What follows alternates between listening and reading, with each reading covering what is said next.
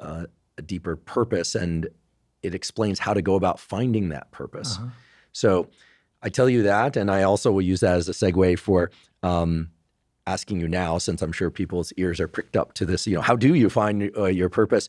Could you share with us what it is to find one's purpose, and how early life events perhaps can cue us to what that purpose is for each of us? Well, thank you for that marvelous introduction. I'm almost blushing. That's fantastic story. Well, being a human being is not easy as opposed to an animal, because we're born and nobody gives us like a direction. Our parents might be a little bit, our college, teachers, et cetera, mentors, but generally we're on our own.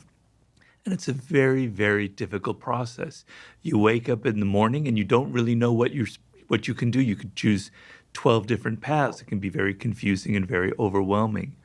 When you find that sense of purpose, when you find what I call your life's task, everything has a direction. Everything has a purpose. Your energy is concentrated. It's not like you're just going down a single narrow pathway. It's not like life becomes boring and it's just about discipline and solving problems. It's actually the most exciting thing that can ever happen to you, because you never have that lost feeling. You wake up in the morning and you go, yeah, this is what I need to accomplish. People come at you with all kinds of distractions and boring and irritating things. You're able to cut it out. It's just the most marvelous piece of internal radar that you can have. So I genuinely wish that everybody can find that kind of internal radar. And so it's not easy, and I understand that. There's no like instant formula, because we're all about instant formulas. It's difficult, and I want you to know that. So it's not like Robert can give me the answer in 3 minutes. No, I can't.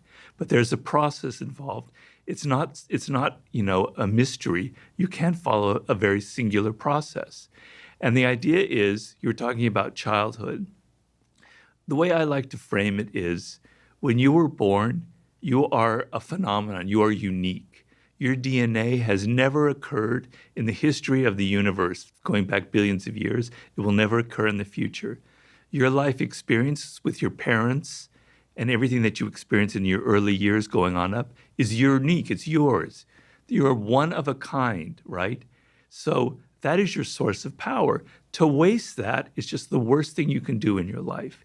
And what the power is finding that uniqueness, what makes you you, and how you can mine that, and how you can go deep into it and use that to create a career path, right? And so I tell people, when you're a child, when you're 4 or 5, or even younger, you have what the great psychologist Maslow called impulse voices. They're little voices in your head that say, I love this, I hate that. I like this food, I don't like when mommy moves this way, I like when daddy comes from here. You're very cued into who you are and what you like and what you don't like.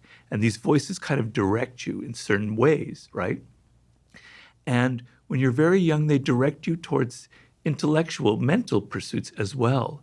And there's a book I recommend for everybody. It's Howard Gardner's 5 Frames of Mind. It's helped me immensely. The idea is, he talks about 5 forms of intelligence. Our problem is we think of intelligence as mostly intellectual, but there are many forms of intelligence. There's the intelligence that has to do with words. There's abstract intelligence that has to do with patterns and mathematics. There's kinetic intelligence that has to do with the body. There's social intelligence. He has 5 of them. And the idea is, your brain naturally veers towards one of them. It can veer towards 2 of them, that happens, but generally one of them kind of dominates, right? And it's like a grain in your brain that's going in a certain direction. You want to go with that grain, and because that's where your power will lie. So when you're young, if you go back and think about when you were 4 or 5, you can maybe get a picture of some kind of direction or voice inside of you that was impelling you towards this. I know for me, it was words.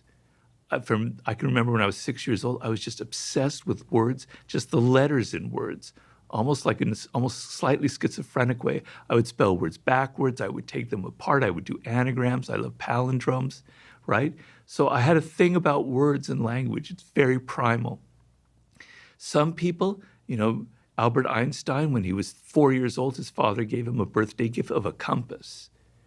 And he was just mesmerized by this compass. The idea that there are invisible forces out there in the cosmos moving this needle. And he's obsessed with the idea of invisible forces. Steve Jobs, when he was like 7 or 8 or maybe younger in Burlingame, California, his father, they passed by a store with technological devices in the window. And he was just hypnotized by the design of those devices and the glass tubes and everything. So he wanted to go in that direction. You know, Tiger Woods saw his father hitting golf balls in the garage, and he was just like screaming with joy. He had to do that, right? You know, I could give you a million different examples of this. Of course, these are people who are famous, obviously. We can go back and find that. It's easier. But what happens to you, and please cut me off if I'm going on too long No, here. please continue. Okay. Please. What happens to you is you're 7, now you're getting older, and you're starting to not hear that voice anymore. You're hearing the voice of your teachers telling you, you're not good at this field. You need to get better at math. You know, you shouldn't be interested in these sports or anything. You should be going this way. Your parents are starting to tell you this is the career they want for you or the direction they want you to go in, right? You start hearing that more than your own voice. And as you get older, it gets worse and worse and worse. Then when you're a teenager, it's all about what other people are doing, your peers, what's cool, what's not cool, you know? And that kind of is more, so all of this noise enters your brain and you can't hear that anymore. You don't know who you are. And so you go to college, you kind of maybe choose a major that seems practical that your parents want you to go into. Maybe you kind of wander around, you're not sure. And then you enter the work world without that inner radar that I'm talking about. And brother, you're lost, right? Where should I go? Well, I need to make money, right? And so you make a choice based on the need to make a lot of money. Not everyone, but some people do that.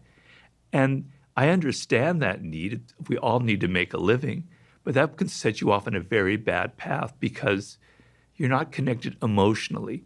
The thing is, when you figure out that primal inclination, that grain that's inside of you, then you have the energy to be disciplined, to go through boring tasks, to learn. You learn at a faster rate because you're emotionally engaged. When you're emotionally engaged in a subject, the brain learns 2, 3 times, 4 times as fast as when you're not. I always give the example. In college, I studied foreign languages, which was kind of a passion of mine. For 3 or 4 years, I studied French, and then I went to Paris, and I couldn't speak a word.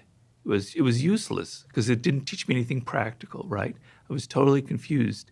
But I was in Paris and I loved it and I wanted to live there, right? And I had a girlfriend and I needed to speak French to her. And I can tell you in 1 month, I learned more than those 4 years of university because I wanted to, because I was engaged. My emotions were there. It was like I had to survive to learn French. So most of us, we don't have a need really to learn this subject. We're paying half attention. But when you find that thing that really connects to you, you're paying deep attention. Your emotions are engaged. You're learning at a much faster rate, okay? And so the thing is, how do you find that when you're older? When you're 21, I give people a lot of help, and it's usually not so difficult. We can go through that process. It gets harder when you're 30 and you've been wandering around, but it's not impossible. I didn't really find my exact path until I was 38, 39, to be honest. So there's hope. When you get 40 and you get 50, it gets more and more difficult, right? And it's very sad if you wasted that seed of uniqueness that I'm talking about. And I tell people there are ways of going back, and we go through a process like archaeology. We have to dig and dig and dig and find those bones from your childhood that indicated what you were meant to do. But when you find your life's task, everything opens up. It doesn't mean you figured out, okay, I've got to aim for this particular job when I'm 28. That's not how it works. It gives you a sense of direction. You can try different things. You can experiment. You can have fun when you're in your 20s. You're going to learn skills. But it gives you an overall framework instead of, whoa, all of this confusion, this chaos, social media, the internet, I could go here, here, here. You're lost at sea. It gives you a very important sense of direction, a compass.